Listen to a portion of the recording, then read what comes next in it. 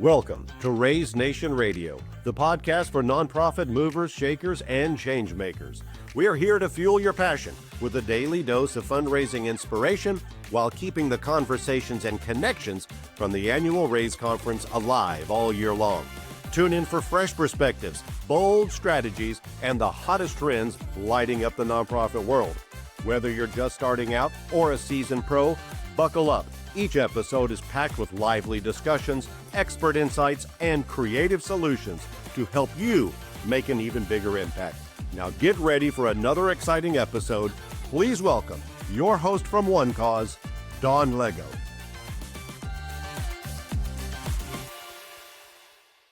Hey Raise Nation, how are you? Welcome back. It's so exciting to connect with you on this channel. We just love our podcast and having you involved in all the conversations that we have with thought leaders and nonprofit leaders and the whole nonprofit community. I cannot believe that we are over 170 episodes. That's all because of you. Thank you for making the show so popular. If you're new, well, you have about 170 episodes to catch up on. But we're going to start with this one, and I think you're going to love it. We're going to talk about planned giving. Well, I know, sensitive subject. Who has time for that, right? We want to engage our donors, and that might be a little bit uncomfortable, but we have a really great way to make it comfortable, make it affordable, make it easy. I know all the things. They don't belong in one sentence, do they? Yes, they do. So sit back and relax wherever you're tuning in. Thank you. And I am so pleased to welcome to the show Ms. Stacy Miller. I had the pleasure of meeting her at AFP Lead. What was that, a couple months ago? Stacy, help me out. How long ago was that now? October. Okay. So it's been about 4 or 5 months. It was so lovely meeting you. We had an instant connection, great chemistry. We went out to dinner, all the things, like we were old friends, old family. And I'm so pleased to have you here at Raise Nation Radio. So welcome. Well, thank you. And thank you for having me. Yeah, well, we're going to get into it. I'm going to ask you some of the hard questions. But first, our Raise Nation wants to get to know you. And I know you want to get to know them a little bit. So if you wouldn't mind just introducing yourself, tell us your journey, Stacy, whatever you want to share personally and what you do at the Planned Legacy program. Well, I'm the founder of the U.S. Will Registry, and that's where my journey started with all of this. Back in 1997, my father passed away. Our family couldn't find a will. The distension and the divide in the family was unbearable. And not having a will and looking for a will, looking for a registry that had a will, it must be registered somewhere, wasn't to be found. I realized how important a will is to a family. Excuse me. What I did was I vowed to develop a will registry so that other families would never go through what we were experiencing. And there was the National Will Registry, which documents and securely stores the location of a will, and it helps families to search for a missing will. So I knew I was on the right track when I met with the American Bar Association, and they were all on board and said, this is long overdue. And sadly, like the UK, it's mandatory to register a will. Is that right? It's not in the United States, but it is in the UK. No, I'm working with legislation with the Bar Association with making that legal or mandatory because it's so critical and so many families are affected by not being able to find a will. Wow. I'm a little surprised. I guess this is just not like coffee table talk, so I didn't know, but it's that rampant, that many people don't have a will, and if they do have one, can you give us some stats? Do you have any stats about that? I'd love to kind of get like the impact here. Yeah, well, actually, shockingly, there's only 34% of people who have a will. So we're talking about a huge percentage of the population not having a will, including seniors, which is really sad. You have young people who have babies, who's going to be the executor of their children, God forbid something happens. And then you have seniors who are not, there's a bunch of barriers that are taking place for people not having wills. A lot of people feel that estate planning, going to an attorney is very expensive. They feel the process Well, it is expensive, though. It is expensive. I mean, it's true. That's a fair statement. the process is overwhelming. They feel like they're going to be overburdened with decisions, lifelong decisions they don't want to make right now. And one of the biggest misconceptions that I find is that people think they don't have enough assets to justify having a will. And that is so sad, because even your one car is going to be there's going to be a fight over who gets mom's one car, who gets mom's favorite necklace. These are the little things, the sentimental things are the things that get thought about the most. Not necessarily the high value things. Not right. always. Yeah. And so what we did was in creating a free will to the public at the time, we knew free will. Wait a minute. I want to stop there. You created a free will for the public, so that mitigates that idea of going to an attorney and have it. Okay. All right. Well, you know what were, you come up with this, you come up with a solution to one thing, and then you find out that there's another problem. You have this registry to register wills, and then you find out that there aren't enough wills out there. So in researching why and coming up with what were the barriers that were preventing people from making a will, we figured, well, what if there was no cost? What if it wasn't overwhelming? And, therefore your simple assets could be documented. So we made this a very simple, legal, online will that you can perform this in the comfort of your home. Take your time, think about who you want your pet to go to, who you want to be the executor of your children. It's very comfortable atmosphere. I like that. Okay. So you said only 34% of the U.S. population have a will, but if they are part of that 34%, which is small, right? That's small number there. Not everybody registers their will. Well, that's not, up to them. Yeah. That's another problem on top of it. So that 34% is even smaller when it comes to trying to find the will. Is that right? Well, what's interesting is that I thought, how do you get more registrations?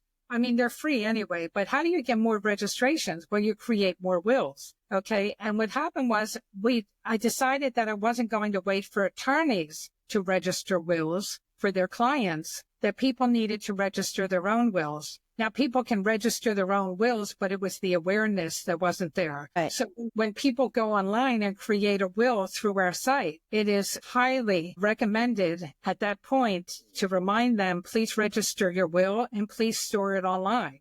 So there was a way for us to push registrations by creating the wills. So, I'm shocked to hear the numbers, but, I shouldn't be shocked, because my husband and I recently went to an attorney to start our will process. And I'm going to be honest and admit that we didn't finish that process. Life gets in the way. We're distracted. The attorney told us how much it was going to be. Of course, it's important because I have 2 children, but it's just not a priority until it's a priority, right? And then sometimes when it's a priority, it's too late. So yeah, I think when I finish this podcast, I'm going to go do the right thing and do what I have to do. But let's jump forward a little, because I'm sure our audience is listening and saying, okay, this is impactful. This is important. I get it. But the tie-in with nonprofits, right? So this is super brilliant, super creative, super clever of you. And I couldn't get enough of this when we met at AFP Lead. You actually want to empower the nonprofit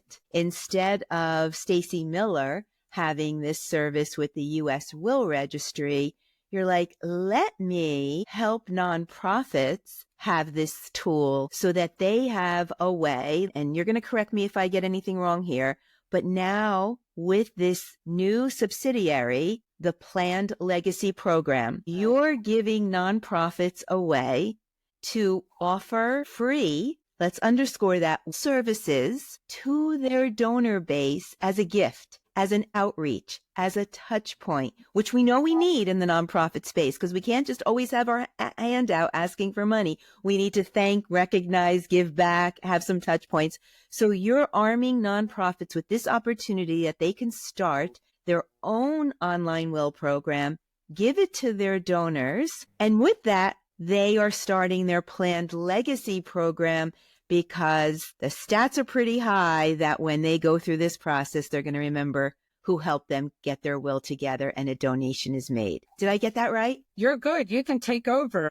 No. I'm not ready to take over anything. I want to sit back and listen. How did you what was the inspiration? How did you come up with this, connect it, and decide to be a servant to the nonprofit community? It's amazing, Stacy. I appreciate that, but I can't take a full credit. I met with the director of the Make-A-Wish Foundation. I didn't meet with him. He's a friend of mine for a long, long time. And once I got into making the wills, he told me, my God, do you know that if a donor is making a will and there's a suggestion to leave a donation to the nonprofit while creating the will, it has a massive acceptance to it. And I said, well, how do you know? And he said, because we're doing that now. And the results were astronomical. So, of course, you know, I'm in the process of developing at that time an online will program.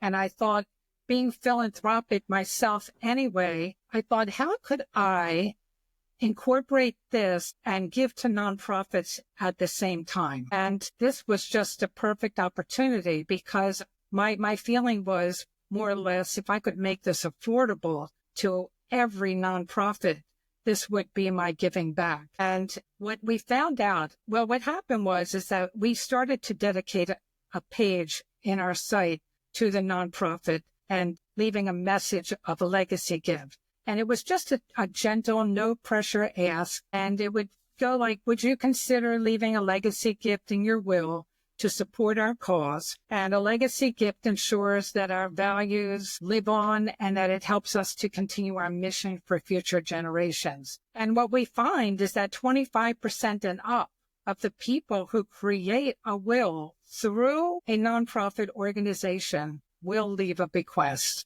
Huh. That Brilliant. And so, brilliant. You know, this is just a way for a simple approach, and it transforms nonprofits to secure their long-term sustainable support. Yeah. Wow. Okay. I'm putting my nonprofit hat on, right? So I'm a nonprofit. How do I work with Plan Legacy Program? Like, what is this that you created it to connect all the dots? And is it really affordable? Because, you know, there's a lot of nonprofits out there, and they're getting hit with tech and all very expensive things that they need to be doing in order to keep up with the way for-profit companies, their CRM, their event fundraising software, AI this, and resources that there's a lot coming. So is it really affordable? Like, what did you create? Let's get into it. Let's get into the planned. And then, do I have that right? It's Planned Legacy Program, right? That's a subsidiary from the U.S. Will Registry. Okay. Right. So I'm a nonprofit. Tell me all about the Planned Legacy Program. Well, what we do, you know, it's just a simple program. And I like simple. Simple's good. It is simple. It's a plug and play program. All we need is a link from their website to integrate with. And at that point, they just basically they'll do an email blast. They'll talk to their supporters, and they'll make them aware that there is something of it that we want to reach out to your family. We care about your family. You're part of our family because you're a donor. And as a part, we want to reach out to you. And what's interesting is that this is maybe one of the few opportunities in an organization where they are giving instead of asking. So important, though. So important. It's so relaxed because the focus is really not on legacy giving. It's on their family. It's on them being able to offer something to the family. I was at a function this weekend on Sunday, and the organization had implemented this program. And the director stood in front of everybody and talked about, ironically, somebody in their organization who passed in the past couple months. They found out he did not have a will, and she talked about, because she was close to them, and many of the people knew who she was talking about, the horrendous situation that was created because there was no will found. And she said that as a result, they have implemented a program to make sure that all their donors were able to create a will. No matter how much assets they have, you have to do this for your family. They talked about the dysfunction that happens with the family. They talked about the possibility that the state might take over your assets and decide how they're going to be distributed. Oh, you just don't think those things are going to happen. Yeah. Yeah. People, the worst thing that I hear when I talk to senior organizations, and I get a big chuckle when it happens, I tell them, I know everybody thinks that your family will know exactly how you want everything distributed. And everybody breaks out in that you hear the whole room go into a war because they all know of a situation where it happened that nobody knows. And that's the end of the relationship. The dynamics of the family is over. Yeah. So what I love about this is it's kind of building a community, in a way, and it makes the conversation about legacy giving with your donors much different. It's a complete game changer. We use that word game changer, but this is a game changer because think about it. Instead of saying, oh, hi, donor. So when you pass, will you remember us? Ouch. That's a little awkward, right? But now it's like, hi, donor. We'd love to give you a tool to create your will, protect your legacy, whatever you want to do. It's free. And you've been so good to us. We want to give something back to you. If you'd like to remember us along the way, by all means, but more importantly, protect your legacy. Exactly. I'm much more comfortable with the latter conversation than I am with the former conversation. And if in 25% of those conversations, I'm going to see a donation that doesn't sustain my impact, my mission, but it also protects your legacy. I love it. I really love it. So nonprofits can it's a plug and play. They just need a website address. It's really that easy. Let's talk about how easy it is because come on, Stacey, nonprofits need easy. They have to think of so many things, right? Digital marketing and social media and AI and CRM and integrations, and their heads are spinning. So you've made it easy for them. What do they need to do? What's interesting is that typically with when you're planning a plan giving program, you're faced with the legal and tax expertise people that you have to have available. You have to have a dedicated staff. You have to have marketing and outreach. It's overwhelming for a small to mid-sized nonprofit to even approach. Right.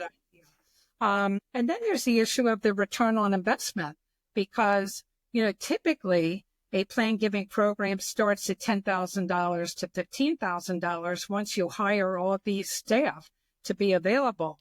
And so again, the small to mid-sized nonprofits cannot even fathom that kind of expense when they're growing. Making this so affordable for organizations that have 1,000 donors or less, we charge $600 a year. Oh, you're giving us pricing on the podcast. Look at this. Wow. See, we're not going to make you work for it. Stacey doesn't make you work for anything. Wow. That's fantastic. Because, when people already know, they're already programmed to think that, when we have $10,000 to $15,000, we can start a planned legacy program. That I'm going to do some math here. So let's say you do have 1,000 donors, right? Right. So, 1,000 donors, and you say 25% of the time, right? We got that. Let's say they leave $1,000. Well, you're talking about 25% of the people who create a will. 25% of the people who create a will. So right. All right. So you'll have 30% you'll have about 30% of the people 20 to 30% who will create a will of 1,000. And of those people, 25% will leave a bequest. So not everybody who writes a will leave a bequest. So you have, say, 25% creating a will. Okay, got it. And of that 25% will leave a bequest. Okay, and let's say they leave $1,000. That's fair, right? It was probably light. No, well, bequests average between $40,000 and $60,000. Oh, so that's really light. Oh, yeah. I mean, so the return on investment is insane for $600. You have to raise your prices. No, I'm kidding. Sorry, guys. That's amazing. That's amazing. It's affordable and it's easy, and what a way to bring it all together. So what do you want nonprofits to know? Like they're your audience right now. Talk to them. What should they know? That they no longer need to be afraid to approach this process, that this is something that, like you say, the biggest fear is the ask. No one wants to say, listen, when you die, please think of us, and I hope it's soon. No one wants to do it. And that's why it's not being done up until now. There's no one who was volunteering for that position. And so now it's a completely different approach. Okay. It's a gift. We care about you. And for the nonprofits, they need to look into it. The pricing is so affordable.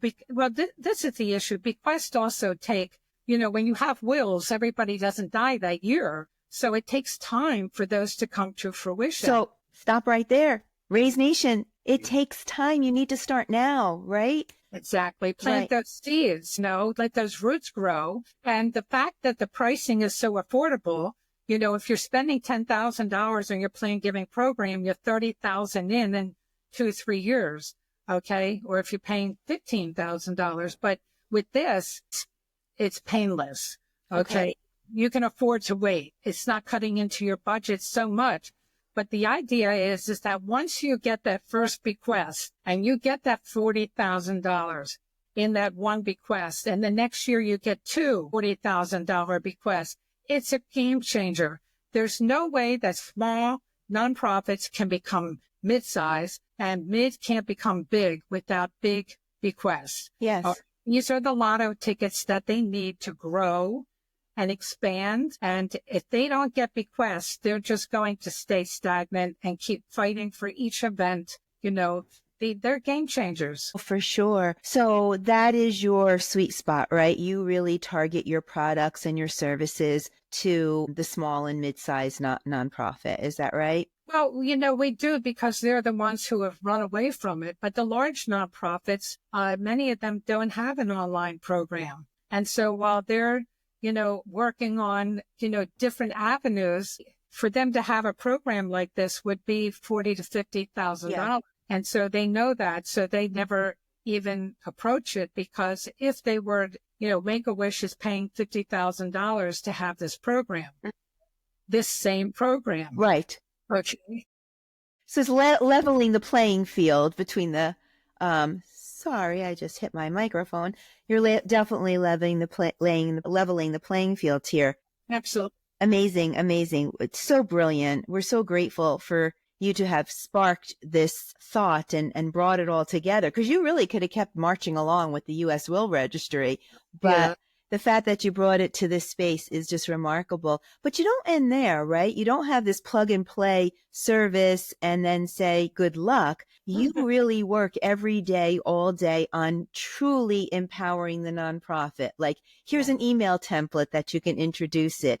Here's how it could look. So let's talk about that. How do you support the nonprofit in this march to a planned giving program? Well, there are ways for them to kind of market this. They should be mentioning it at their events. Like I just saw this weekend. It was amazing that when people walked out, I saw them going up to the director and saying, oh my God, I've got to go home and do my will. I've got to update my will. Their email blasts are very effective. Another thing that's coming up, we have in April, Advanced Directive Month, and people are supposed to... Wait, April is Advanced Directive Month? It's either Advanced Directive Week or month. Okay. I didn't even know that. I should know that, but okay. Advanced Directive Day, week, month, it's something to do with advanced directives. At that point, they can do an email blast and, mention, by the way, we're just here. We care about your family. We care about you. Make sure you have an advanced directive. In August is Make-A-Will month. It is? Really? Is that true? Did you just make that up? It's true?